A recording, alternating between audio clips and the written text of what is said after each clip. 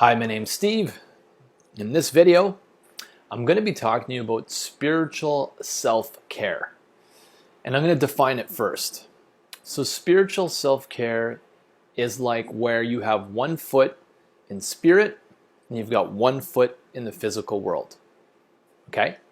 So it's about being in both worlds. It's not being all spiritual where you're meditating in a cave and you're isolated and you don't talk to anyone for your entire life, like a monk or a potential, Buddhist may. And it's not about being totally immaterial, where you're focused on money and possessions and acquiring things. It's a balance of both, and this balance comes in the most unique way. It comes from accessing the unconscious mind. Because when you access the unconscious mind in deep states of trance, what happens is you get to play in both worlds. You're alert to this physical reality, but you're also aware of the intrinsic value of intuition, telepathy, vision, being at peace.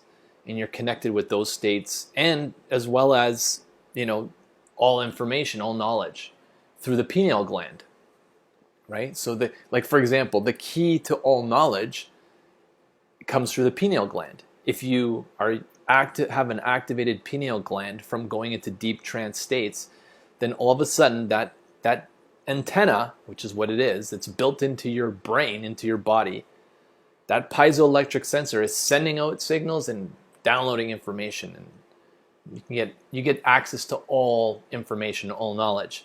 Now, can you be spiritual, without accessing the unconscious mind? Like, can you just live in this world without actually accessing the unconscious mind? And the way that I kind of think of it is that it's sort of like having a computer without the internet.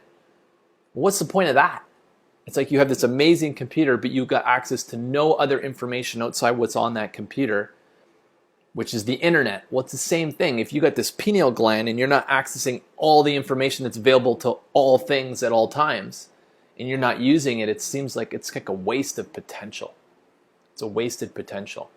So you can be spiritual and not access the unconscious mind, but you're definitely going to be living at a lower limitation of life, which is fine. I'm not saying there's anything wrong with that. I'm just saying that that's the reality. You have a computer that doesn't connect to the internet.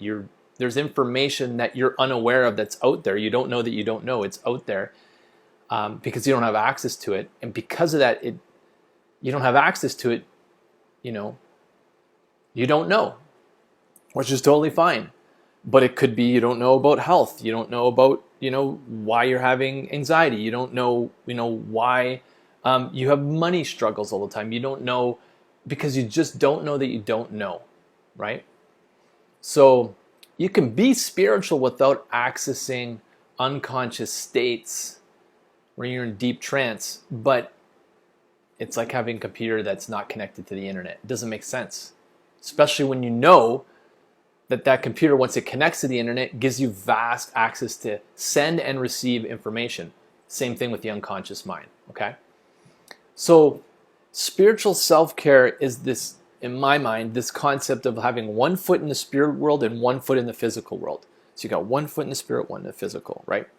So you got both worlds. And like I said, you access those worlds at the same time when you're in these deep trance states, when the brain goes into theta and you're in a meditation and you're alert. Like you could take your hand with your eyes closed and touch the table and you're like, okay, there's the physical world, but you're also accessing that infinite intelligence, right? All knowledge at the same time, right? So whatever you want to create. So why don't more people do this? Personally, I think there's three good reasons why people don't do this. One is a lack of understanding. They don't realize that the unconscious mind is something to access. And if you don't know, you don't know, right? If you don't Now, the people who watch my videos, if you're watching this, you're probably one of those people that you've got it, right? You know that accessing the unconscious mind is the key to your potential. It's the key to lasting change, right? And it's key to change on the planet, because once everyone changes on the unconscious level, then everything changes on the physical level. It starts at the field level, right? The other reason that I believe more people don't access the unconscious mind is because they have a fear of what they might find. Because I remember doing when I first started doing meditations with Susan James, it's my first introduction to meditation, and I was like, what am I gonna find? You know, like when I go in there, is there gonna be something like embarrassing or something like triggering? Like, am I gonna get deeply in these more negative states, right? Which I don't want, which no one wants. And what the reality is that once I started to get comfortable in being in those unconscious states where I'm, still alert, but noticing that deeper programming or that deeper information that I'm trying to access, the more I start to appreciate it, the value of it. So lack of understanding is one, and then another is fear of what you might find. And the reality is that if you have deep anxiety, depression, or you've had it, like periodically, maybe in the last couple of years even as well, because of what's happened with COVID and stuff, then those triggers are things that when they come up and you get triggered and you get the anxiety, what you're doing is you're resisting or you're pushing it down, right? Like when I was a kid, when I used to go to the grocery store, I'd like yell and stuff and be all excited, and it was like a form of expression. Then my mom would be like, quiet, or my dad would be like, quiet. So I was told, I was programmed to suppress my emotions. And that's how we're, that's the case for a lot of us. So it's like we're taught to not express ourselves. So because of that, when anxiety comes up, you like push it down. When you're pushing it down, it's a form of resistance, and that resistance keeps it alive. It's like you're the energetic force that keeps that anxiety alive. It sounds counterintuitive, but it's the truth, right? Once you get in these unconscious states, and you get in these deep trance states with some understanding, and you're okay with what you might find, then what happens is you realize that that's when you can release that resistance that you have. And then when you're not resisting that anxiety or whatever it is, that negative trigger, what happens is you're not giving that energy. You're not resisting and pushing on it and giving energy. Because you're not giving it energy, you have more energy. So then you get this like amazing sense of like, where is this energy coming from? It's because you're not resisting anymore. You were giving it away before, now you're not. And then the third reason I think more people don't do this, they're not, 1 foot in spirit, 1 foot in the physical world, meaning in these trance states to create their world or get information or access dreams, is because they're lacking the skill. And the skill requires patience. You got to be gentle with yourself. You got to be kind to yourself. And then sometimes it helps if you have a guide, someone that can guide you into those deep states, those deep trance states. And I remember like one of my very first few calls where this is like 11, 12 years ago, and I had a sales guy who was like, had these fears of being rejected. And anytime it came up when he was doing sales, he had a fear, he would push it down, right? What happens? You're resisting it. You're keeping it alive. You're keeping the fear of rejection alive. Again, very counterintuitive. So then as that's happening, he sees the patterns, and he came to me and he's like, I need to do something about this. So we go in these deep trance states and we release that. And what's interesting is that once he released the fear of rejection, something else below that showed up. Another fear and another one. And after 3 of them, he finally got to a place of peace. So now he goes out and he does his sales calls, and the fear of rejection is no longer there because he let it go. Remember, if you have a fear of rejection or anxiety or any sort of negative states that come to you any once in a while. The reason they exist is because you're keeping them alive. You're the fuel for these negative states. If you don't resist them, again, I'm not saying at a conscious level, but at an unconscious level, if you don't resist them, then they can't stay alive. They die because you're the fuel for them, right? So why don't more people do this? Like I said, lack of understanding, fear of what they might find, and lacking skill, which is why sometimes having a guide or someone to bring you into this deep process helps. So if that's something you're interested in, there's a link below. You can book a time in my calendar and be happy to talk to you about that and see if something we can do to let go of any energy blocks that you might have. But this video is really about, if you're going to be a spiritual person on this planet in this new energy right now, I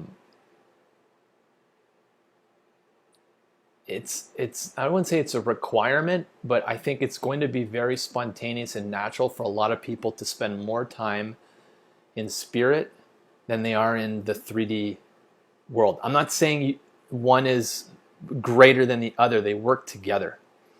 And if you work them together, then you start to get this ease and this path of no resistance in your life, where you just, you go with the flow of things, but you also don't try to push things, because, when you push emotions, it becomes a habit. It's like you start pushing other people, pushing other things, pushing your goals. And it's like, I talked about this in my previous video.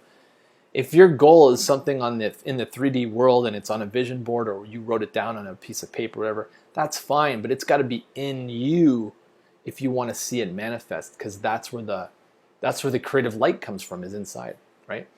So this whole concept of having spiritual self-care, in my view, is, again, 1 foot in spirit, 1 foot in the physical world. And the one of the times that you can do that is if you generate and get into a deep trance.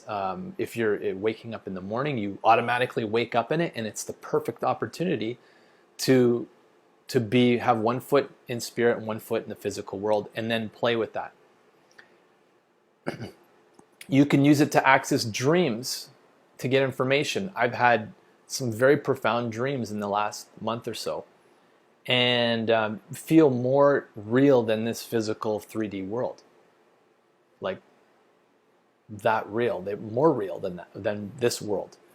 And very profound. And if you have had those as well, then I encourage you to journal and write about them, because when you journal, again, so I'll give you this example: 1 foot in the spirit world, 1 foot in the physical world. So a couple nights ago, I decided to start journaling my dreams. When I wake up, I'm in a deep trance. I'm alert. I'm aware there's a physical world. I can feel the bed, but I'm also very drowsy. So I'm in the theta, right? Theta brainwave frequency. So I get my journal, and it takes a bit of willpower because I'm pretty tired. And then I just start writing what my dream was about. And this is the really interesting thing. This is how the unconscious works. You start writing, and then once that's out, you get more information. It's like a stream of information's coming through. Then you get more. And then I lie down, and I was just about to go right back to sleep. You got to remember, I'm pretty drowsy. I'm tired, right? And I was like, oh, and some more information came. I got back out of bed. I journaled, wrote that down. And I wrote a page of stuff that came up. And the insight I got from it was very profound. So the reason I say, that's just an example of spiritual self-care, where you're journaling your dreams in order to channel and get messages that are unique to you. You can use it to solve problems. You can use it to create something. If there's something you've been worrying about for a long time, you can use your dreams as a means to come up with solutions to those dreams. And I'll just share one insight that I got from that one dream. Was that the dream was funny. It was about me cooking chicken with my grandfather, my nonno. In Italian, it's a nonno. And I'm cooking chicken, and he's singing. He always used to do that. He always used to sing when he was in a good mood. So he's singing, we're cooking, we're all having a good time, very peaceful, a lot of fun. My uncle's there too. And they're all trying to help me cook this chicken. And I don't even cook, which is hilarious. But after I wrote that down, what came after that is that I always have support. I always have support, and not just from family that have, my grandfather's passed away. Not only do you have support from people who passed away, but you have support from the angelic realm, meaning anyone that's passed away or your higher self, right, that is here to support you on this game called life.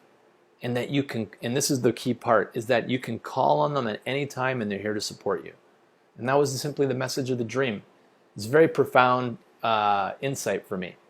So something that I can trust and that I can use, if I do need help, assistance. And what's fascinating is, like, if you've ever watched any of the Star Wars movies, they always have Obi-Wan Kenobi, or later in the series, Darth Vader, like in those little kind of black and white clouds outside the Star Wars scene, basically, as like angelic realm coming to give you information when you need it. And that information's always here and available to you whenever you need it. You can ask for it whenever you need. And I pulled this from Cryon, which I've been reading the Cryon book series, which kind of gave me this idea for this topic for this video, spiritual self-care. And he talks about if there's any one thing that you need to do, it's to say, Spirit, what do I need to know? Spirit, what do I need to know? And then see what answers come up. So I just shared that example of dream journaling because it's something that I've started doing as a part of my spiritual self-care. And if there's, it might be a bit more advanced for some people and they might not be ready for that. But if you are journaling, even in the morning, that's something that's very, very valuable. You can solve problems. You can, set it clear intentions. You can create empowering states just from journaling. Okay. So long story short, I wanted to keep this video short today, was that spiritual self-care is about having one foot in spirit, one foot in the physical world. There's a lot of ways to do it. One of the biggest ways is to get into deep states of trance, where you access the unconscious mind. And like I said, 3 big reasons why people, I think, don't do it is the lack of understanding, lack of skill. In other words, they need support or someone to guide them through that process, just like I did, and fear of what they might find. But if you're okay with those 3 things and you've got a guide, you're okay with what you might find, and you have a bit of understanding of what